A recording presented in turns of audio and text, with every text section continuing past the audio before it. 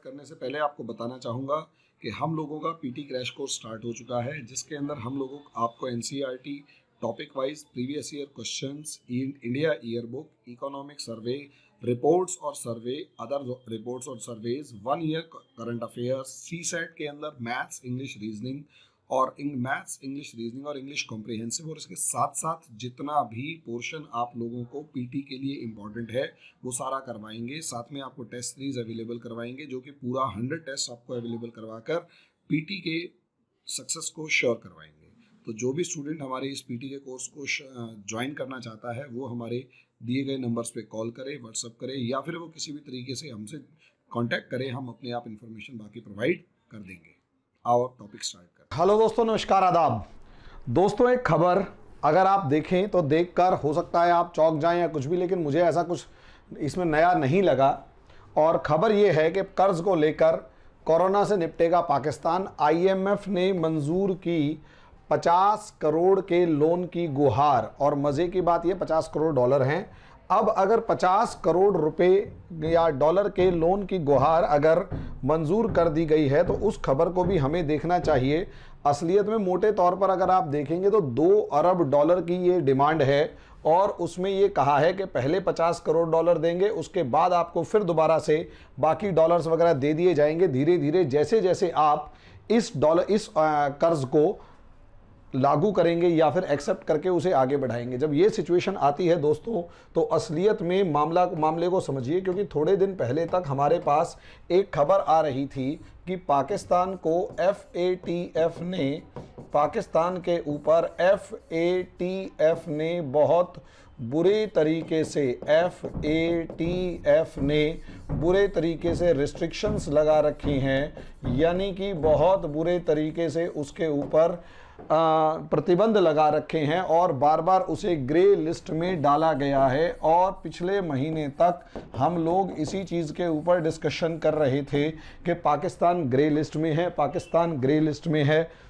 इस grey list की वजह से क्या हुआ, पाकिस्तान को लोन मिलना मुश्किल हो गया, पाकिस्तान को इन्वेस्टमेंट मिलने मुश्किल हो गई, और पाकिस्तान का जो पूरे का पूरा जो इकोनॉमिक स्ट्रक्चर था वो सारे का सारा कलैप्स होता हुआ नज़र आ रहा था, जिसकी वजह से आर्थिक ढांचा, आर्थिक व्यवस्था पूरी की पूरी ढह गई थी, जिसकी वजह से एक तरफ आप देखेंगे करप्शन बढ़ता जा रहा था, दूसरी तरफ इन्फ्लेशन जो था वो बढ़ता जा रहा था, इंडस्ट्रीज़ जो हैं वो बंद हो रही थी, और सबसे बड़ी बात इंडस्ट्रीज़ के क्लोजिंग डाउन, इंडस्ट्रीज़ जो हैं वो बंद होनी शुरू हो चुकी थी। और उसके बाद सबसे इम्पॉर्टेंट सिचुएशन ये कि कोरोना ने पूरी की पूरी सिचुएशन को धराशायी कर दिया, कोरोना ने पूरे के पूरे, जिससे कहते हैं, सिस्टम को कोलैप्स करके रख दिया। अब पाकिस्तान के पास कोई अल्टरनेट ही नहीं बचा। अब समस्या यही तो है कि इकोनॉमिक स्ट्रक्चर में करप्शन बहुत ज़्यादा हो, इन्फ्लेशन बहुत बढ़ा हुआ हो, इंडस्ट्रीज़ बंद हो रही हो, अनएम्प्लॉयमेंट बढ़ता जा रहा हो, और उस अनएम्प्लॉयमेंट के चक्कर के अंदर पॉलिटिकल इंस्टेबिलिटी जो है वो बढ़ती जा रही हो। तो ऐसी सिचुएशन में क्या करें? अब ये FATF ने क्या किया था, पॉलिटिकल इंस्टेबिलिटी। अब इस FATF ने क्या किया था, इस FATF ने पाकिस्तान पर दबाव बनाया था कि भैया जी आप लोगों का बहुत ज़्यादा प्रॉब्लम है कि आप लोग, इन्होंने दबाव बनाया था कि आप लोग जो हैं वो आतंकवादी घटनाओं पर कंट्रोल करें, करप्शन पर कंट्रोल करें, और जितना ये ब्लैक मनी घूम रही है उससे टेररिज्म बढ़ रहा है, उस टेररिज्म पे कंट्रोल करें। और पाकिस्तान जो है वो उस टेररिज्म से लेकर कहीं पर भी कंट्रोल नहीं कर पा रहा था, रही सही कसर चाइना के इन्फ्लुएंस में आ रहा था। अब ऐसे में अमेरिका और दूसरे देशों ने FATF, financial action task force का सहारा लेकर पाकिस्तान पर प्रेशर बनाना शुरू किया, और पाकिस्तान पर प्रेशर इस हद तक बनाना शुरू किया कि या तो आप हमारी टर्म्स कंडीशंस को मानो वरना अच्छा नहीं होगा। यही रीज़न था कि पाकिस्तान पर प्रेशर बनाने के लिए एक तरफ तो चाइना से थोड़ा दूर होना पड़ेगा, दूसरी तरफ आपको टेररिज्म के ऊपर कंट्रोल करना पड़ेगा, और तीसरी तरफ आप इस खबर को जो पाकिस्तान के 5 मिलियन डॉलर की बात की जा रही है या 50 करोड़ की बात की जा रही है, तो ऐसी सिचुएशन में अगर आप देखेंगे तो यहाँ 500 मिलियन या फिर 50 करोड़ डॉलर की अगर बात की जा रही है, तो यहाँ अगर आप देखेंगे तो इस टेररिज्म के साथ साथ इंडिया के साथ रिलेशंस भी अपने आप में बहुत ज़्यादा इंपॉर्टेंट थे। अब यहाँ आप देखेंगे इंडिया के साथ रिलेशंस के अलावा यहाँ टर्की का रोल प्लस मलेशिया का रोल जो है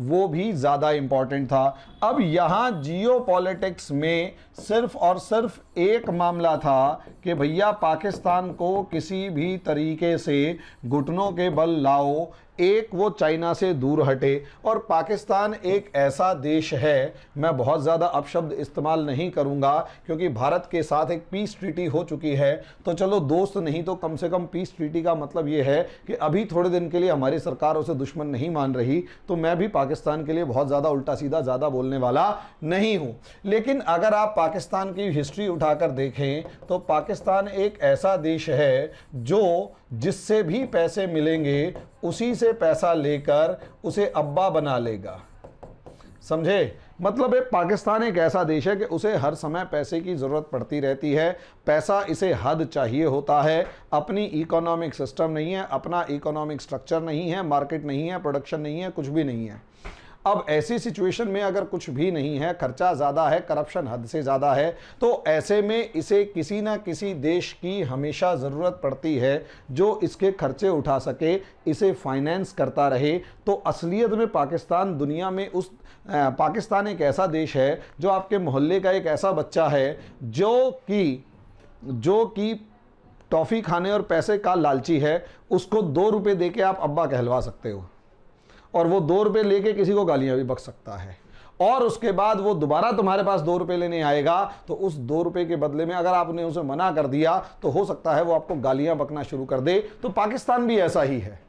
पाकिस्तान सामने वाले देश को गालियां ना बके तो पूरी की पूरी पाकिस्तान कम्युनिटी के सामने एक ऐसा इशू क्रिएट हो जाता है, कि उसको ऐसा लगता है कि एक विक्टिम ऑफ बेट्रायल, एक जो फिलॉसफी ऑफ बेट्रायल इनके दिमाग में हमेशा चलती है कि हमारे साथ साजिश हो रही है, हमारे साथ धोखा हो रहा है, हमारे साथ साजिश हो रही है। अमेरिका जब तक पैसा दे रहा था, अमेरिका अब्बू जान थे इनके, जिस दिन अमेरिका ने इनको पैसा देना बंद कर दिया, अमेरिका जो है वो सबसे बड़ा धोखेबाज निकला।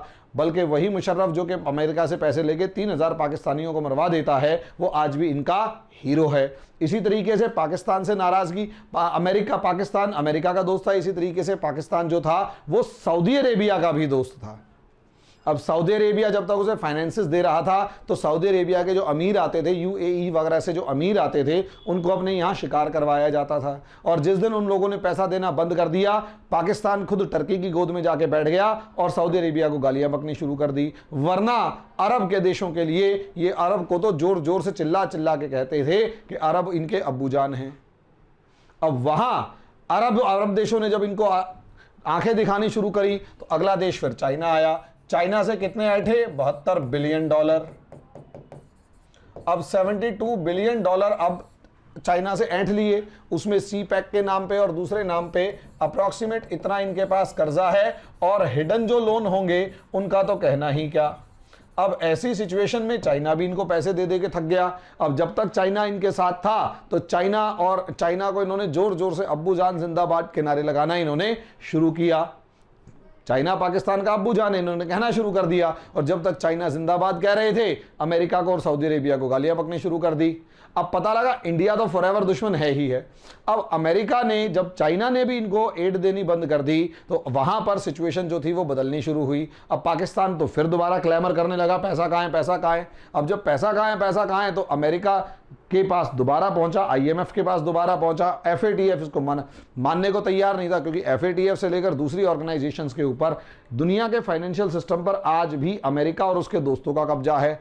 अमेरिका और उसके दोस्तों ने उनको सपोर्ट करने से मना कर दिया, FATF उसके सैंक्शन बनाए रखा हुआ था। नतीजा क्या, पाकिस्तान को हार कर, और FATF की बैकडोर एंट्री अगर देखा जाए तो FATF यहां पर इंडिया की फॉरेन पॉलिसी को देखना पड़ेगा कि इंडिया ने बात ना करके पाकिस्तान पर दबाव बनाया, दुनिया के दूसरे देशों पर से पाकिस्तान पर दबाव बनाया, और पाकिस्तान भले ही दूसरे किसी देश के दबाव को माने या ना माने, लेकिन भिखमंगा देश जो है वो कहीं ना कहीं, पाकिस्तान जो एक भिखमंगा देश है वो कहीं ना कहीं पैसे के लालच में किसी के साथ भी दोस्ती करने के लिए तैयार हो जाता है। अब वही सिचुएशन इंडिया के साथ आई। इंडिया ने जब प्रेशर क्रिएट करवाया तो प्रेशर की वजह से पाकिस्तान इस समय पर हालात बुरे हैं, पैसा कहीं से मिल नहीं रहा। यही रीजन है कि आज के दिन चाहे पाकिस्तान के इमरान खान हुए, चाहे बाजवा हुए, चाहे और कोई भी हुआ, इमरान खान हुए, बाजवा हुए, या फिर और कोई भी हुआ, वो सारे के सारे एंटी पाकिस्तान, जो आज तक एंटी इंडिया मूव लेकर हमेशा खड़े हुए थे, उन्हें समझ में आ गया कि इंडिया से दोस्ती किए बगैर उनका हाल सही नहीं होने वाला, क्योंकि इंडिया की जो फॉरेन पॉलिसी है वो दुनिया में सबसे ज़्यादा है, सबसे स्ट्रांग मानी जा रही है आज के दिन। और यही रीज़न है कि इंडिया से दोस्ती के नाम पर इन्होंने सीधे पीस ट्रीटी साइन करना शुरू कर दिया। और जैसे ही इन्होंने इंडिया के साथ एक पीस डायलॉग किया, पीस ट्रीटी साइन की, ट्रीटी तो नहीं कहेंगे, एग्रीमेंट साइन किया सीज फायर का और सब चीज़ें, नतीजा क्या, सोच कर देखिए ना, एक हफ्ता पहले तक हम बात कर रहे हैं कि पीस हो चुका है और अब उनके डेलीगेशन इंडिया आना शुरू हो चुके हैं। उसी का डायरेक्ट असर है कि इंडिया से दोस्ती हुई, पता लगा IMF ने भी $50 करोड़ का लोन पाकिस्तान को दे दिया। ये वही पाकिस्तान है जो श्रीलंका को $15 करोड़ का गिफ्ट देने का वादा करके आया था और आज के दिन 50 करोड़ रुपए उधार मांग रहा है। अब सोचकर देख सकते हैं पाकिस्तान क्या तो श्रीलंका को देगा, समझे। और इतनी छोटी सी रकम लेने के लिए इसे IMF से, मतलब छोटी सी मीन्स एक देश के लिए तो बहुत ही छोटी होगी ना, उधार मांगनी पड़ रही है कि भैया पैसे दे दो, हमें अपने देश के लोगों को इंजेक्शन लगवाने हैं। अब ये तो हो गया इंडिया फैक्टर और सब चीजें, लेकिन असलियत में यहां जियो पॉलिटिक्स क्या है, एक बार उस जियो पॉलिटिक्स को देख लीजिए, क्योंकि पल पल ये जो दुनिया है ये पल पल बहुत तेजी के साथ बदल रही है। ये याद रखिए, एक तरफ यहां ये चाइना है और दूसरी तरफ अगर आप देखते हैं तो चाइना और रशिया की यहां पर मीटिंग हो चुकी है और इंडिया, ऑस्ट्रेलिया, अमेरिका और जापान मिलकर क्वाड बना चुके हैं और दुनिया है वो वर्ल्ड वॉर 3 के मुहाने पर खड़ी हुई है। और इस वर्ल्ड वॉर 3 से पहले ट्रेड वॉर शुरू होने जा रहा है और इस ट्रेड वॉर के साथ साथ अपने अपने अलाइज यानी अपने अपने अलायंसेस जो हैं उनको बनाने की कोशिश की जा रही है, अपने अपने दोस्तों को इकट्ठा करने की कोशिश की जा रही है, कोई नाराज है उसे मनाने की कोशिश की जा रही है और अपने ग्रुप को मजबूत करने की कोशिश की जा रही है। ऐसे में क्वाड जो इस तरफ है तो अगला क्वाड का चांस होगा या अगला क्वाड का स्टेप होगा कि चाइना के इस रूट को बंद किया जाए। इसके लिए पाकिस्तान की जो जियो स्ट्रेटेजिक लोकेशन है वो सबसे ज़्यादा इम्पॉर्टेंट है, इसको कुछ नहीं कहा जा सकता, इसका कोई अल्टरनेट नहीं है। अब जियो स्ट्रेटेजिक लोकेशन है, अगर ये जियो स्ट्रेटेजिक लोकेशन अमेरिका को मिलती है और अमेरिका इसके ऊपर कंट्रोल रखता है तो अमेरिका सेंट्रल एशिया तक आराम से एंट्री ले सकता है, ये आपको भी पता है, और चाइना का रास्ता यहां से बंद हो सकता है। लेकिन दूसरी तरफ अगर ये चाइना पाकिस्तान के साथ है, पाकिस्तान चाइना के साथ है, तो चाइना अरेबियन सी में आ सकता है और अमेरिका की सेंट्रल एशिया में एंट्री बंद हो सकती है।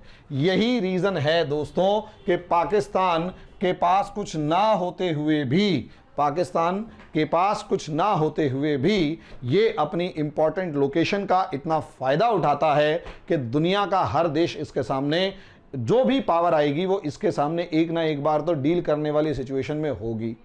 खुद है भूखा नंगा तो थोड़े से पैसों के अंदर बाप बदल लेता है, तो वही सिचुएशन यहां पर है कि असलियत में समझ लीजिए, चाइना को काउंटर करने के लिए और इंडिया को पोजीशन मजबूत करवाने के लिए और इंडिया के इस वेस्टर्न बॉर्डर को सेफ रखने के लिए मे बी पॉसिबल अमेरिका की ये एक पॉलिसी हो इंडिया के साथ मिलके कि इंडिया अगर चाहते हो कि इंडिया सेफ रहे और इंडिया पूरी ताकत के साथ अपने चाइनीज बॉर्डर पे कंसंट्रेट कर पाए, तो किसी भी तरीके से जिस दौरान इंडिया और चाइना लड़ रहे हो पाकिस्तान इंडिया के खिलाफ ना लड़े, ये स्ट्रेटेजी फिक्स करने की कोशिश की जा रही है। और सबको पता है पाकिस्तान की कमजोरी है पैसा, और पैसा इकट्ठा मिलेगा तो करप्शन में बह जाएगा।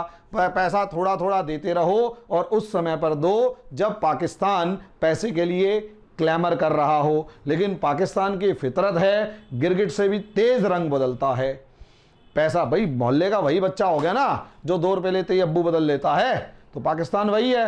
अब $2 अरब IMF ने देने का वादा किया, तो भाई पाकिस्तान के लिए आज के दिन अमेरिका और IMF जो है अब्बू हैं।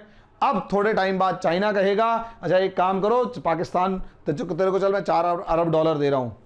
अब $4 अरब मिलते ही अब्बू जो है अभी तक अमेरिका है, अब उसके बाद एकदम से कौन हो जाएगा, चाइना हो जाएगा। तो ऐसे देश का भरोसा ज्यादा नहीं किया जा सकता, लेकिन हाँ ये है कि इसको मैनिपुलेट जरूर किया जा सकता है। आगे आने वाले समय में इसका क्या रोल होगा वो देखते हैं। अभी फिलहाल $50 करोड़ की मदद मिल गई है और FATF को साइडलाइन करके मिली है, तो उसमें भी देखते हैं कहां तक सिचुएशन जाती है और कहां तक मामला जाता है। दोस्तों अभी के लिए इतना ही, धन्यवाद।